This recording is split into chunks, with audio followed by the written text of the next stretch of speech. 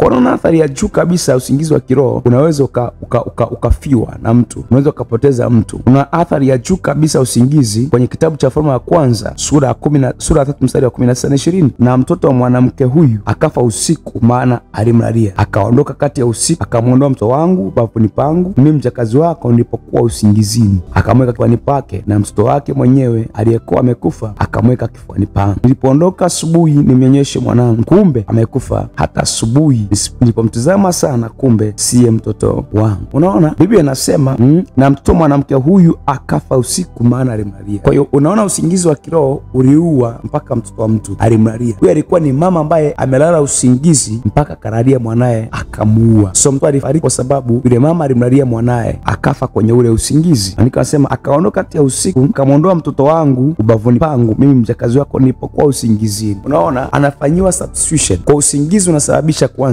kifo, na Biblia inasababisha kuondolewa vitu vya thamani au kuibiwa vitu vya thamani kwenye maisha yetu ya kiroho. Nini kimekufa kwenye maisha yako kwa sababu ya usingizi wa kiroho? Nini kimeondolewa kwenye maisha yako kwa sababu ya kiroho? Nini kimeibiwa kwenye maisha yako kwa sababu ya kiroho? Unaona, kifo, a death, completely death, kifo kabisa. Huyu mama alimua mwanae, na baada hapo akabadilishiwa. Tunataka kufahamu hata Adamu wakati anaondolewa ule ubavu kwa ajili ya Eva, Biblia anasema Adam alilazwa kwanza usingizi. Kwa hamna kitu kitaondoka kwenye maisha kama hujalala usingizi. Hamna kitu adui ataondoa au Mungu ataondoa mpaka ajue umelala usingizi. Ukishalala usingizi, hata Mungu anaweza kuamini ile neema aliyoweka juu yako isifanye kazi kabisa. Hata adui akijua umelala usingizi, ndipo atakuja kuiba karama, atakuja kuiba vipawa, atakuja kuiba huduma, atakuja kuiba neema, atakuja kuiba upako, atakuja kuua na kuharibu. Maana maandiko yanasema Yohana 10:10 kama mwivi aje isipokuwa apate kuiba, apate kuua, apate kuharibu, apate chinja na kuharibu. Unaona, nionyeshe kisa cha pili hapa uone tena. Biblia inasema hivi kwenye kile kitabu cha Waamuzi sura ya 4 mstari wa 17 mpaka 22. Lakini Sera akakimbia. Maandiko yanasema lakini Sera akakimbia kwa miguu, akafikiria hema ya Yaeli mkewe Heberi Mkeni, kwa maana palikuwa na amani kati ya Hebin mfalme wa Hazori na nyumba ya Heberi Mkeni. 19:18. Yaeli akatoka kwenda kumlaki Sera, akamwambia, karibu bwana wangu, karibu kwangu, usiogope. Akamkaribia kwake hemani, naye akamfunika kwa bushuti, akamwambia, tafadhali nipe maji kidogo ninywe, maana na kiu.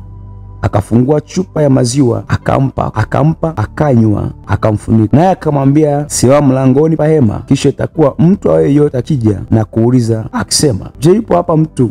Je, yupo mtu hapa? Basi mjibu, la, hapana. Mstari wa 21. Ndipo Yaeli mkewe Heberi akatoa kigingi cha hema, akashika nyundo mkononi mwake, akamwendea polepole, akamtia kigingi katika kipaji cha uso chake, nacho kikapenya hata kikaingia mchangani, kwa maana usingizi mzito ulikuwa umemshika. Basi akazimia akafa. Nataka angalia mstari wa 21. Huyu jemedari wa vita Sisera ambaye ametesa jeshi la Israeli, amemtesa Debora, ametesa Baraka, ametesa majeshi ya Israeli. Biblia inasema alikuwa amelala usingizi mzito. Alipolala usingizi mzito, Yaeli akachukua kigingi akapiga kwenye kipaji cha uso, akatokea upande wa pili. Ikawa ndipo mwisho maisha ya Sera. Na tazama, Baraka alipokuwa akimfuatia Sera, Yaeli akatoka ili kumlaki, akamwambia, njoo nami nitakuonesha yule mtu unayemtafuta. Basi akaenda, na tazama, Sera amelala humo, amekufa, na hicho kigingi kilikuwa kipajini mwa. Unaona, Sera baada ya kwenda kwa Yaeli akaomba maji ya kunywa, akapewa maziwa. Alipokuwa amekunywa yale maziwa, maandiko yanasema alilala usingizi. Alipolala usingizi, ndipo Yaeli akachukua kigingi akampiga kwenye kipaji cha uso, na kile kigingi kapita. Hakuna namna shujaa wa vita atakufa kiwepesi mpaka adui atakulaza usingizi. Hakuna namna adui shujaa mwenye nguvu, askari jemedari,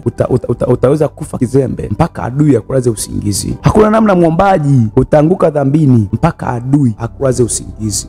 Hakuna namna adui atakutesa na kuua mpaka kwanza akulaze usingizi. Usisame kwenye zamu yako, usiombe, usome neno, ujisikie kuchoka, uwe vivumvivu. Hapo ndipo adui atakunyang'anya silaha na atakisha na kuua. Huyu jamaa alikuwa ni jemedari wa vita, alikuwa ni mtu mkuu kabisa, ametesa jeshi la Israeli. Maandiko yanasema ya kwamba adui alipiga kigingi kwenye paji lake la uso, na saa ile ile baada ya kupigwa kigingi kwenye paji ya uso aliishia hapo. Yakawa ni mwisho wa maisha yake. Fikiria mtu shujaa kama Sera. Sera alikuwa ametesa majeshi ya Israeli. Sera ametesa Baraka, amemtesa Debora, amewakimbiza, anapigana nao vita, lakini yeye alimpiga kiwepesi kigingi kimoja usoni, kwa sababu Sisera alikuwa amesinzia. Kwa nini? Unapokuwa na usingizi wa kiroho, ndipo adui anapata nafasi ya kuweza kufanyia chochote.